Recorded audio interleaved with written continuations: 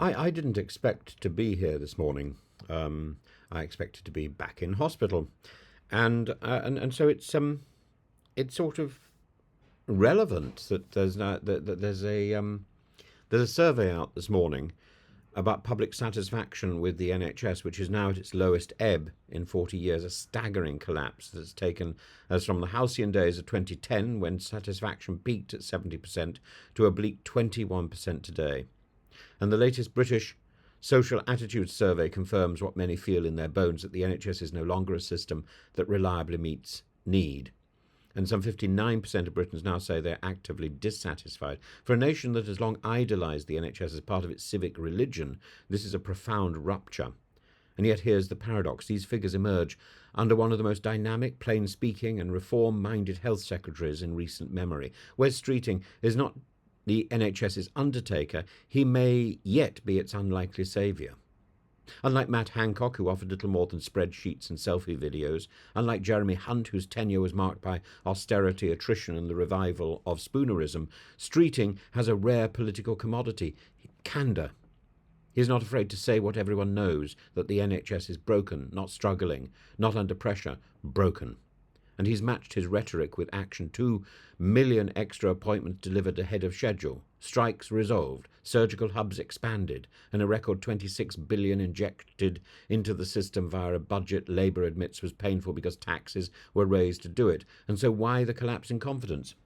And the answer lies in the chasm between structural reform and lived experience. People cannot feel reform.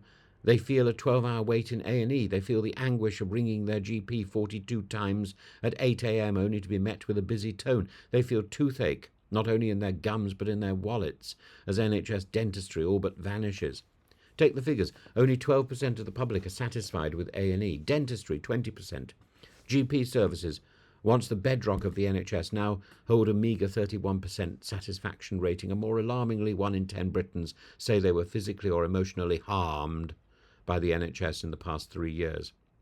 The NHS making serious mistakes, as it did when it was treating me for cancer. This isn't a crisis of principle. Support for the NHS as a publicly funded, free at the point of use system remains rock solid. It's a crisis of confidence in delivery. The public still loves the NHS as a concept, but increasingly they no longer trust that it's there for them when they need it. And that is where Wes Streeting's challenge lies. His reforms, ambitious though they are, must be seen to be making a difference, and fast. Because while he's clearly more competent than his predecessors, public patience is thinning. The NHS is not a theoretical model, it's a lived experience, and at present it's a frustrating one. And I must say, I'm a little out of it at the moment. I'm in Turkey, and I fell over. I fainted 3 weeks ago, literally 3 weeks ago. And I turned to my insurance system, which provided by Stay Safe travel insurance. And there's a health aspect to that. It's inefficient, it's incompetent, and tardy. 3 weeks, and I still haven't had any real care. In contrast to the health system which I see in Turkey, which is superb, well-equipped and efficient. And this morning I was due to have a heart tomography. Anyway, they inject liquids into your bloodstream and monitor what the heart looks like. And they're a little concerned about mine. And I had lots of MRI scans the end of last week, and we've identified the damage which has been done. But there's not been any treatment yet, because the State Shore haven't approved that, and continuing this process of delay, which began 3 weeks ago. No treatment approved, no, and again today, tests not happening because paperwork hasn't been completed by State Shore. What I see in this extension of British healthcare is delay and obfuscation. Innumerable faceless people in different countries shuffling paperwork and no one taking personal responsibility. And yet when I come to Turkey, when I look at the Turkish hospital system that I've now been through a little, one or two individuals have been specifically allocated to my case. I've spoken to them. They ring me up. I've met them. It's personal.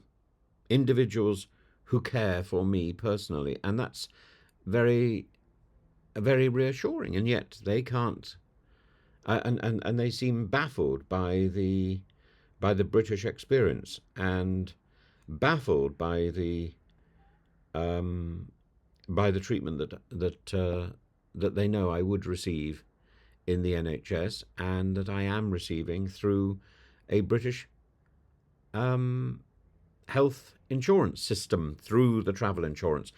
They are baffled and shocked, and I understand. And I remain in pain. For 3 weeks I've been in pain.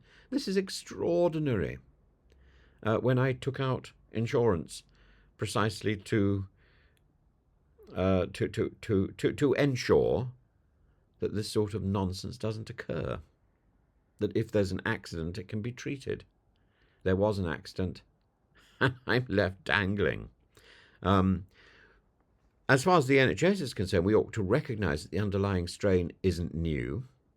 The system was over 75 years old, was designed for an entirely different demographic profile. Today we have an ageing population, rising chronic illness, and expensive treatments, and a workforce crisis, with 72% of people saying they believe there simply aren't enough staff in the system.